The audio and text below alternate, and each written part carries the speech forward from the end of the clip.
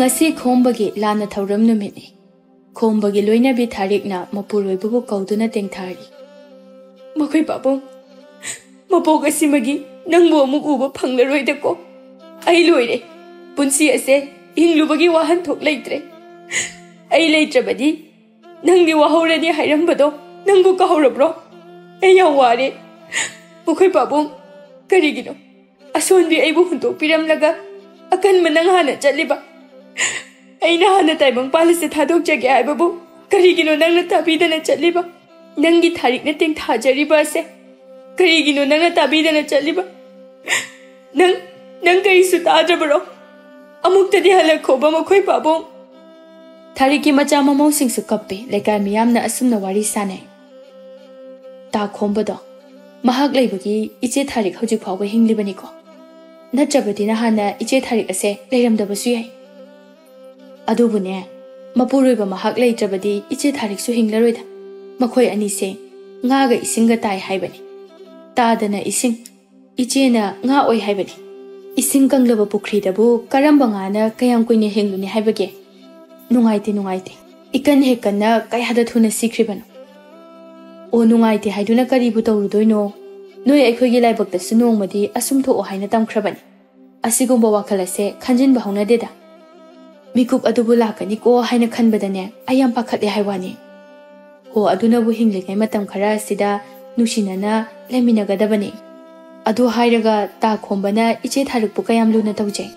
makhoigi matai manauna kayagi matik nusinaba adubu mapuroiba mahak leitrabanina iche adudi angaubi oi horedo nupi sing adu wari sanaduna mayum yaunakre thariki mamau nupina tharikpu asumna themjinbi ima nang adumna tawganuba namawai khoisu nungaite babung leitabagi maichak pu khanglinge ima nangina tawasina amuka hena nungaite tobe ima naha oiribi luhongba kuizadribi kayas lukhrabi oinariba sidi imagi di nasuna cha namawai khoi asukam leiri sidi chatkraba magi dama ninda tawbudo tokluba ima tharik to hanadagi masa adu sonbaga handaki matang asidati amuka henjinkhre tharik na kaptuna asumna haijai nakhoina di adumna hairiba adubune imawibema leikidribase aigiri puroibani ni he leikidre chatkhre haiduna mahakpu karamna kahorasige aidi ngamla ma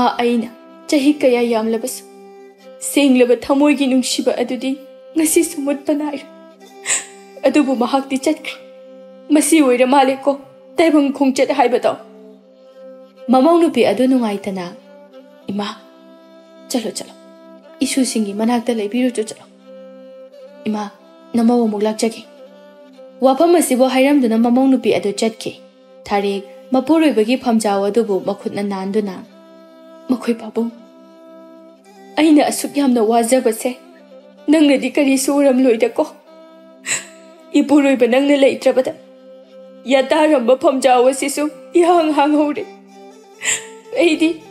aidi lukhrabi oi hore dako nachana mongsingna aibu themduna nangi wakhalbu kauthoklo haire asuk nungsibana hakpu aina karamna kaurasiba lejil pomai hangtoktuna nana oibi aigi awaba itawasibu amuktadi yengthabira khoba akhoi pabong tharik kappa yaba kapjai mahakna haukraba punsi tangka kayagi waribu mari ningsingjai yamna kuiraba matamgi warini matamdo tharik leisari mabung anigi makhada yamna tangna phangjaba oibana kena mauna maningtamna leizabini mapal panthau mahakidi ingkhol chaigoinungda thajagumna ngali tharikni nongma tharik to laikai mataroi kayaga khutta ising pundu paiduna khulgi pukhri tamna chatlammi mataroi mayam lak atuda tongan tana phajai tharik thawandi sing marakta thaja mahakna tomthin oina nganbagumbani yening tha asangba machugi fanek aduga litliba phurit adusu chap mane wai taba samlang aduna ningdu yaina jum oi thangba na pa aduda su chilli piktakna magul leiba na chom takhelai na chom aduk ningthi jabi mahaki chenglo saktamni ningol chenglo ahenbido uruba pakhang kanana nuzamara sibiri mapu takta thamoi hukre matama ya marak adudagi thoinuna tharikta asumna hai ita Nangi fazababu ubada umsingani kawa makai ya kathoktuna leiriba pakhang mai tatpa singse itagi punda soglakpa isinga duna haijillo. Asibu wanena mi takini ko ita ai ikai Mataroi sing adu phagi tauna duna nok tuna asumna lai. Khulgi pukri adu su yaushilak duna mathang ising pun adubu thandanaba ising soi. Tharik su ising adu soke haina magi pundu pai duna kumthai. Adubu karam tauribano khangde. Khud pai chet haudabani hai sira. Makhutta pairiba ising pun adu nanthaduna pukri manungda hekta sinkre. Haima. Aigi puna se ising da ta sinkre. Ita sing kamdawni tawri side. Haima. Kamdawri bano ita. Is kamai tawni side. Matang asida khombana mafam adugi manakta lang thaduna leiribadu thoinune hek urure. Thoinuna khomba butana naba hek lawi. Ho kanabu oirabano. Wagai hibu tongduna khutta langi langkhanbu chena pairiba. Lemleiga ram tanbiriba tambawo.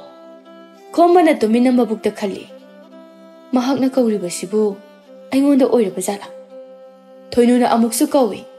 Somdane kaujariba lang thariba nangbune. Khomba mamai adu laithoraktuna khombi. Ichalna kauribadubu aibura. Ngasaidagi khanau kangba makai kauzababu haujiktada aibura kaina. Adubune haijariba Ichalna kaubabu kari maramgino. Aikoi itagi ising pundo pukri manungda dakre amukta khunbiyo. Khomba magi hi adu honjelai. Patane mahakna lang thariba. Maduga yamna naknana khulgi pukri na lairibane. Khomba laisabi sing adugi manakta changsili. Kadaino? Kanagi punno taribabo. Laisabi sing adu punna lepi adubu tharikti mahaki ising sokpa maduda matanta adu maglepli. Thoinuna matada khut thinduna. Ibong tu ada lairiba ita sigini. Khomba kariso hairamda tharikki manaktamna changsili aduga hai. Ichal nangi pullo ising da tai haibaba. Tharik na tapna khommi. Hoi. Khomba khudai takhali. Kaima padano. Tharik na makhut thinduna. Aduaida. Khomba pukri aduda kumthai. Aduga ising puna du khunbi. Mahakna kumthaba aduda ising sokpam adudi nai khairi. Ichal. Ising asidi loina nairi. Aswaidagi aruba sokpirake. Wafam asibu haiduna khomba na ising aruba soktuna karai. Aduga Tharik ki mangda thammi. Tharik magi puna dubu yepkhattuna tumina chatkige tawi. Mataw adubu khangladuna khomba na hai. Punse aina khunbibagi aingonda karisu hairamaroidro. Adu mo yam thagachari. Aina sungamba mateng leirabadi nongma soidana pangjage. Wahai asi kak hairamduna Tharik chatki. Mataroi sing aduna Tharik ta asumna hai. Ita kari warino sarai duba. Kadai di warino. Kimtek sanarak haisiba. Kari sanadoino. Somdana khomba pukri mapala duda leptuna.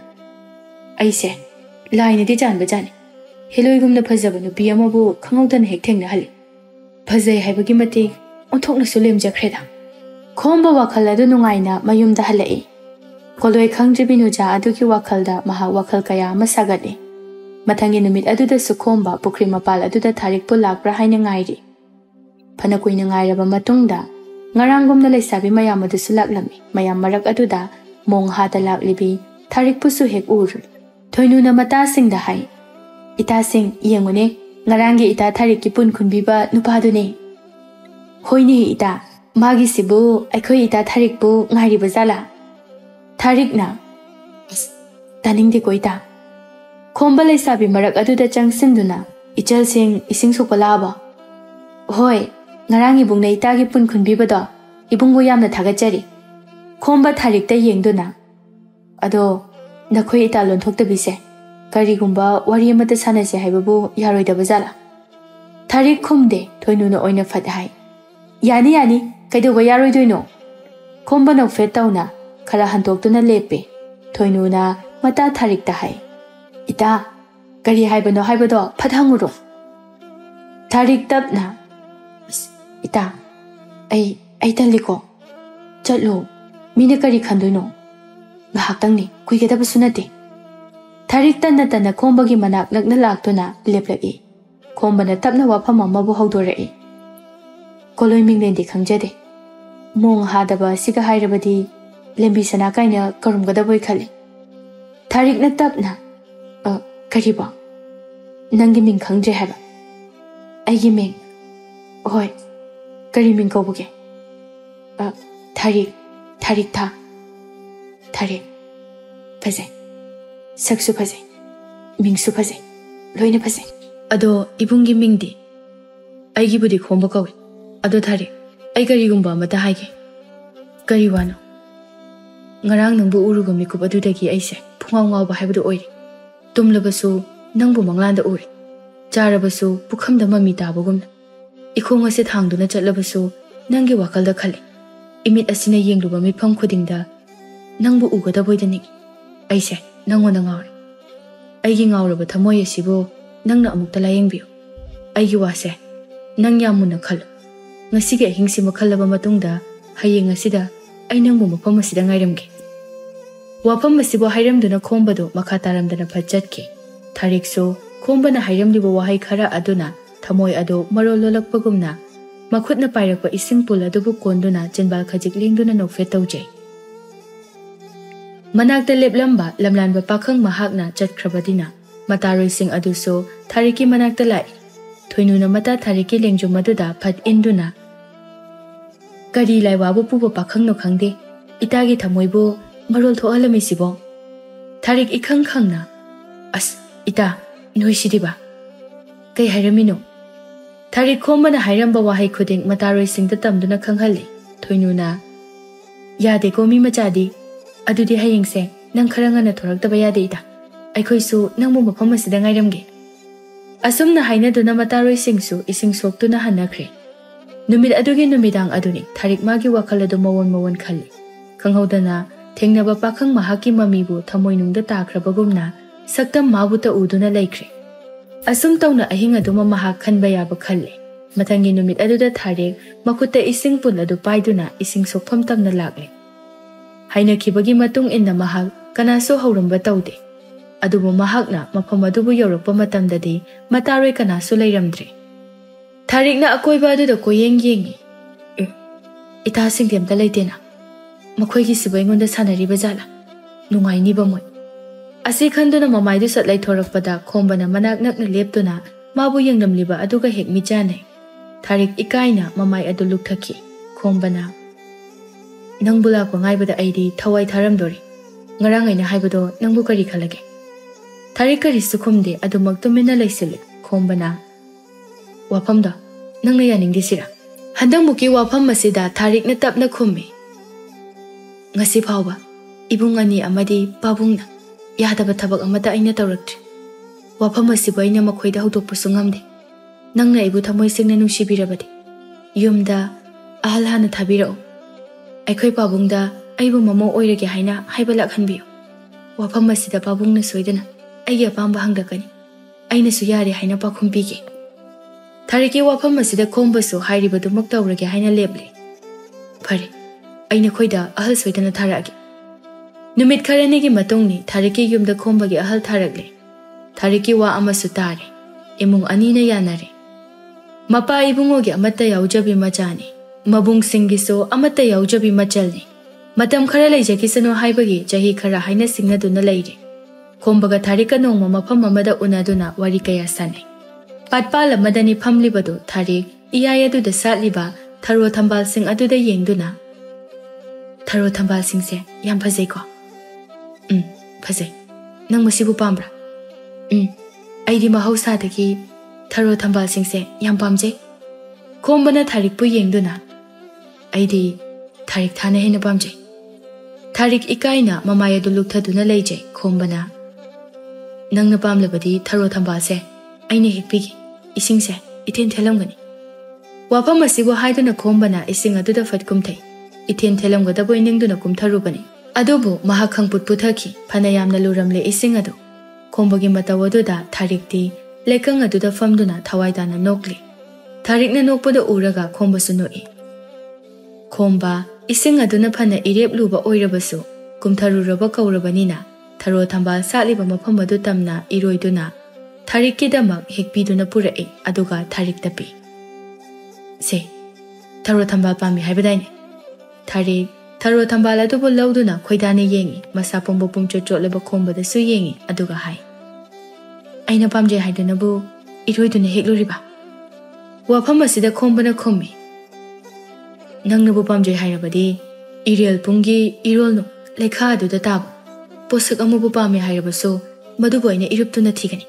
nafamda aina soidana sinagani matamado haukre khombaga tharika luhonglaba matungda makhoi anigi machanupa mamau nupi masu phawba leire khombadi masado ting ting launa kalli adubu tharikti ahal khara oisalakpana ison solle khombada magi loina bibu yengduna thari nungshiko nang aina naha oringai gi matamdo nungsi matamdo haukre ko makhoi babong nangbu thajabra icha imo isugi kumhai yengduna aikhogi pathapam oireko miyoibagi punsi haibase tamba ngamba nate nongma natraga nongmadi taibang palase amuk thadokadoribani adubu nangbu nathanda thanamdunadi ai khak chatningde asonbi nangbu aina mikup amata chonthana thamlamba pamde adubu makhoi babong taibang palase thadokpa tarabadi asonbi aina hana namang thana chachagi ipuroiba nangbu yaudana aide mikup amata su taibang palase da lehoba ngamla mama nang ningsinglibra hinglabasu sirabasu nang ai thadoknagumsi haina khibado ahal oiraba makhoi anina haukraba matam amagi wari khara ningsingminai tharikki mapa ibungona ngayu haiba matamdu phawba ngaire matang charabada makhoi ani adu luhongle luhongwa numiki numidang aduni tharik amadi khombagi anauba ka aduda makhoi ani do wari sanai khombana ngasidagidi nang ai amata haibado oirani ko thamoyani na sagat khiba manglana do mikupa sinatra mani mikupa sibani khaurang na ngaijarapado nangi sagaida tillabi aibu mikup amata sumirai bi kanu ko aina nangbu mirai ba haibadudi aigi aroiba mikup oigani karigomba aroiba mikup atuna laklabada namang thana aina sijagi yade karigi aroidoriba nang yaudana aidi hinghoba ngamla hingle puna hingminasi sirabasu puna siminasi nangbu thanamduna aina hana chatpasu ngamla aduga nangna hana chakhraga aina lehobasu ngamla asam tauna ahinga dusu haukre mayuma kai palabanina makhoi ani adu yumpu bangam na bakan na honaje nongmata su saunabagi mataw ude aduki matik nungsinaba matay manaw haibadu oikre khombana su tharikna nungairoidaba amata taude tharik su mapuroibagi aningbagi mayokta thabak amata taude ayuk amakhakni tharik chakhomda chak thongli khombana patangagi sajik phaluba karaklaga chakhomda changlai aduga magi nupida yengduna hai kari mathel thonglaba sakri ma thongi thangjinga roba sima umuro atekpa siga hekta mesali nang jak to thido kadai morok to ai melagi umurok to nairabadi horena khut adu soidina sabadare ase haiduna khombana morok adu metli tharikna chak thiduna punna chathok minai ngasitagi nate tharikna chak thongba khudingi magi nupi tharikki makhut adu sagani haiduna khomba mahakna morok metpa adu maktaubi matam khara lairaba matungni tharik amadi khombagi machanupa ama phangjari tharik phamung aduda pikliba machabu sumduna leiri khombasu changlaktuna phamthai aduga machabu yengduna khangaude ko matamse aikhoi ani gi ja haibedo phangri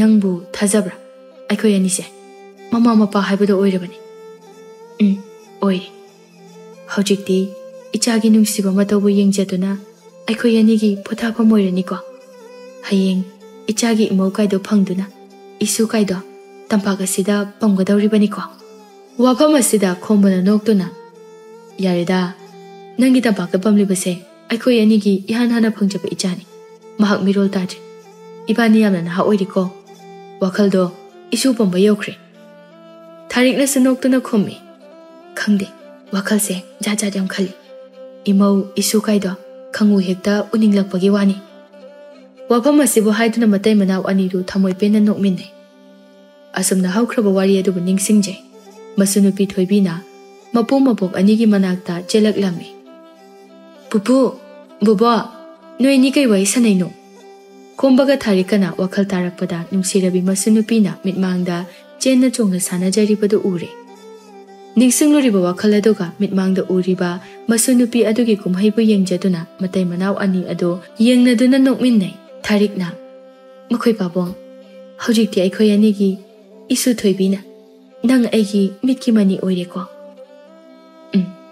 ꯃꯇꯝ ꯑꯃ ꯅꯪꯅ ꯌꯥꯝꯅ ꯎꯅꯤꯡꯈꯤꯕ ꯅꯁꯨ ꯑꯗꯣ ꯍꯧꯖꯤꯛꯇꯤ ꯎꯔꯦꯗꯅ꯫ ꯂꯦꯞꯇꯅ ꯆꯦꯟꯕ ꯏꯆꯦꯜꯒꯨꯝ ꯃꯇꯝ ꯃꯥꯗꯤ ꯅꯣꯡꯃ ꯅꯣꯡꯃ ꯍꯧꯈꯤꯕꯅ ꯈꯣꯝꯕꯒ ꯊꯥꯔꯤꯛꯀ ꯃꯆꯥ ꯃꯃꯧ ꯃꯁꯨꯅ ꯁꯦꯕꯥ ꯇꯧꯕꯤꯗꯨꯅ ꯂꯩꯔꯔꯤ꯫ ꯃꯁꯨ ꯅꯨꯄꯤ ꯊꯣꯏꯕꯤꯅ ꯑꯁꯨꯝꯅ ꯍꯥꯏ, "ꯄꯨꯄꯨ, ꯕꯨꯕꯣꯛ, ꯅꯈꯣꯏ ꯑꯅꯤꯁꯦ ꯍꯅꯨꯔꯁꯤ ꯐꯥꯎꯕ ꯑꯗꯨꯝ ꯅꯨꯡꯁꯤꯅꯩꯀꯣ?"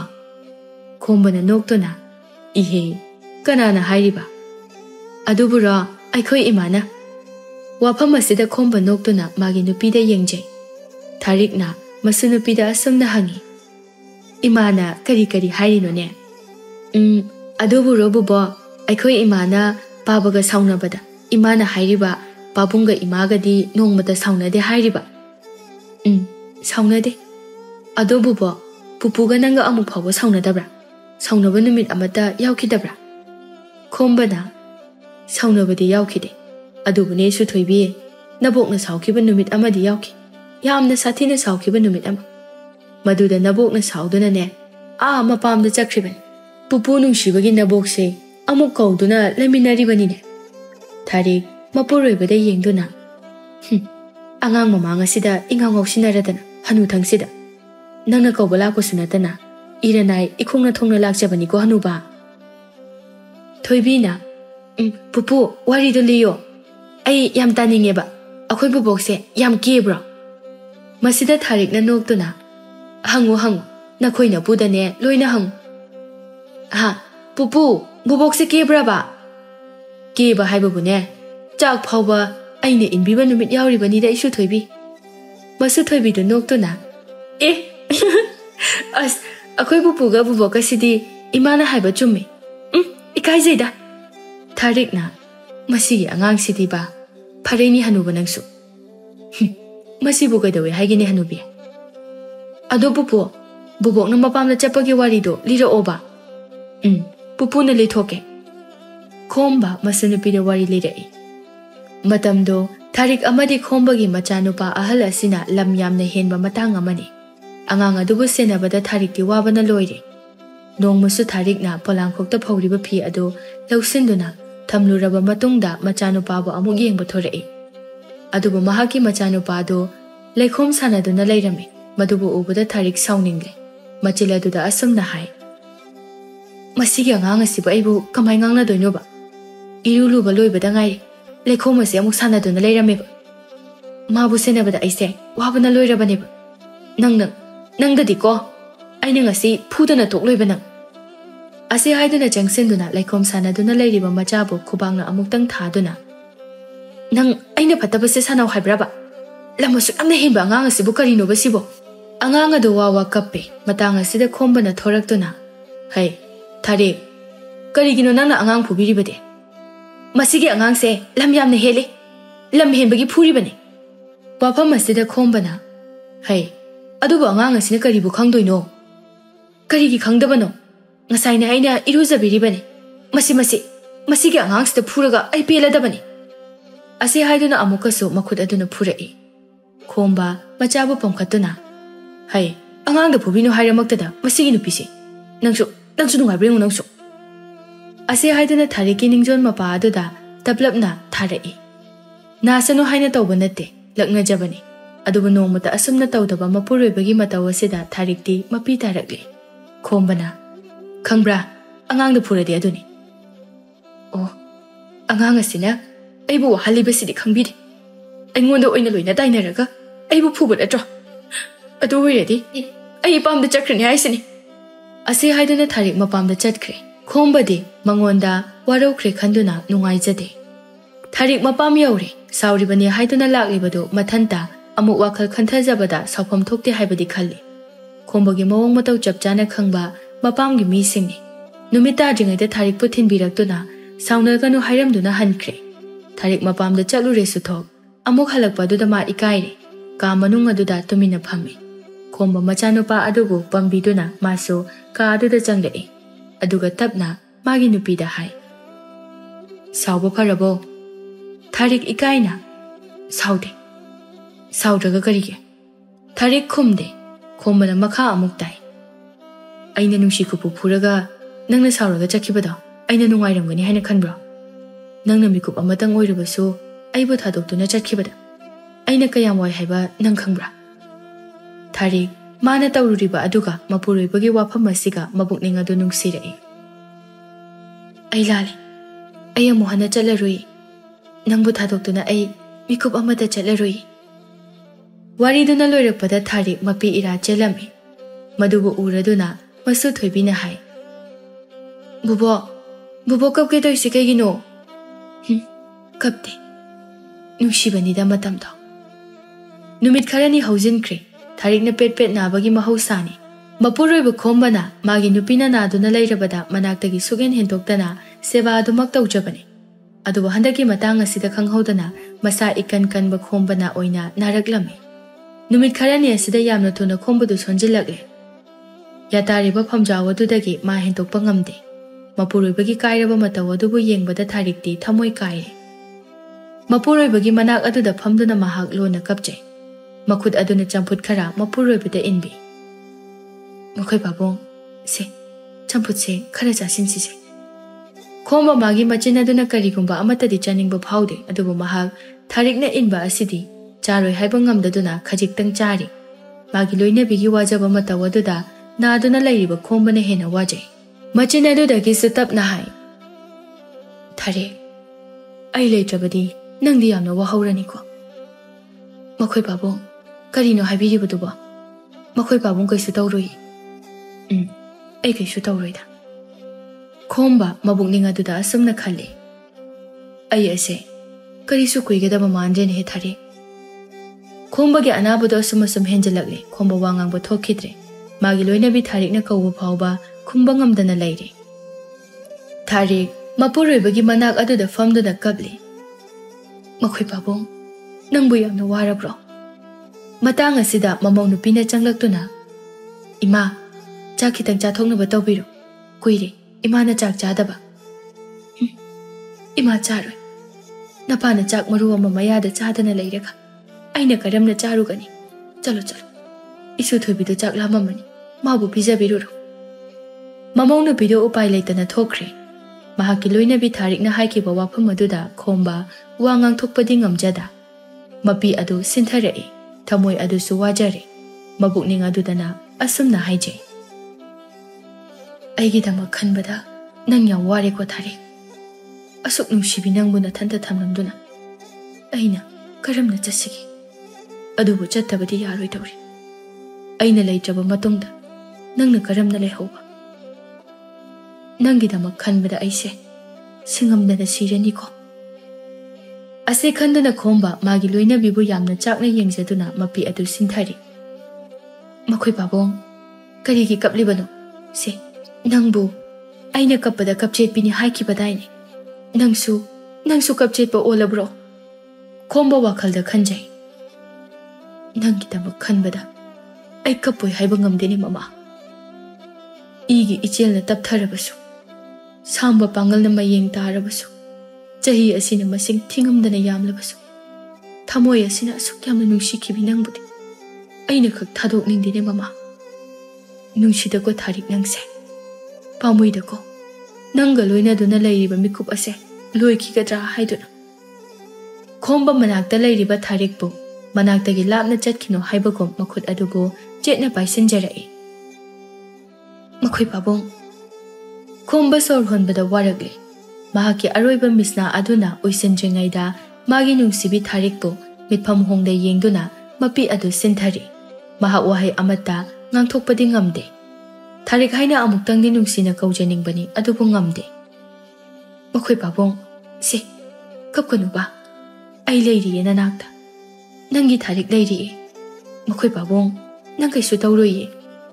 Khomba magi loina biba asum yenglambadagi taru panglamba waraba magi mitsna ani adu tapna uisinkre. Tarikki khutpu chetna pairamba adusu padrak takre. Mikup asida thawaiga hakchanga khainare. Khomba sire. Thawai yaudraba mahaki hakchangna yataramba phamjaw aduda laphu matup tabagumna taduna leire. thawai aduna ningamdana malanglakta tillari. Miyoibagi punsi khongchat kuihaude nongma soidana aikhoi khudingmak sigani poklabadi siba soidabani. Nungshiba haiba asena khwaidagi athoiba ihulni. Nungshiba chahi khaide kumbi kale naide. Matam adugi thamoi sengna nungsijakhiba mahakpu Tharikna ngasisu nungsiri. Mapuroibana sor honba lepkhiba asida Tharik pakhana kablai. Makhoi babong se tabro nanai nubina kausaba se tahadrabro aibu thadoktuna nangbu chatlabro nangbu haikhiba daine aibu mikup amata thado oi haidana ngasina karigi aibu huntoklamduna nadom tarak chatlibano namang thana aina hana chachage haina haibasu nangna yadriba karigino se mitpango makhoi babong mitpango. Tharikna phana kaujarabaso khombana khumlakhidre. Mamit aduna amuk phawo yengkhalakhidre.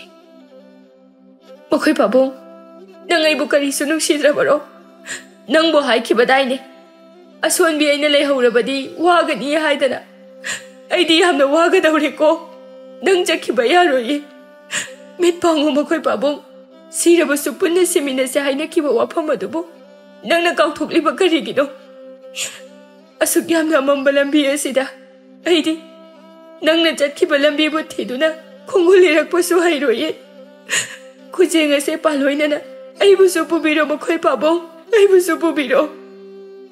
Tharikna kappa sitaraduna macha mamoksu chensilai. Babong kaino tawrisiba imagi matawse khoi yengba ngamdiye nang chakhiba yaroye babong kaino tawbiramisibu babong namongna kaujabasibu tabidrabro babong. Masu thoibisu hek kappe. Pupu nang aina kaupase tadrabo pupu nang ogolo pupu aigi wari kanana lidoino pupu akhoi anina bubok pulakna seba se ogolo pupu to bubok na gabisi yengo pupu nang bubok se am nungsi aidaine ogolo pupu bubok akhoi om wari sana seba aina jagoi sabado yengo lao pupu. Khombagi lana thauram numit adoda Tharikna uri sari ningsinglubani wari kaya asibo. Mapuroibagi phamjau mathak aduda Tharik kabli. Waraba magi mitlu ani ado uirom sarom mapuroibagi saktam mamabu urai. Khomba nokfet tauna. Mama, nangbu warabrani he. Makhoi babong, nang hala abo. Ayang ware. Ay hala ini he Tharik. Sese, nang waragan. Nasa ado yamna chokthari. Ay nangbu sumbigi. Aibu sumbiro makhoi babong. Nang inakta lingdana layuko. Nahak aibu thadoktuna kakchatkinuko. Tharikki wakhal aduda mapuroibana mabu sumliboi haina khanduna panglamba misna ani ado tapna uishinki. Mikup asida Tharik maso thawaiga hakchanga khainare. Laija ising mahakna laitrabada lemleiga oibi mahakna kayam kuinabu hingduna leihoba ngamgani. Mapuroibagi lana thauram numit asimaktada Tharik mahakso aroiba sor honkre mahak nungakre.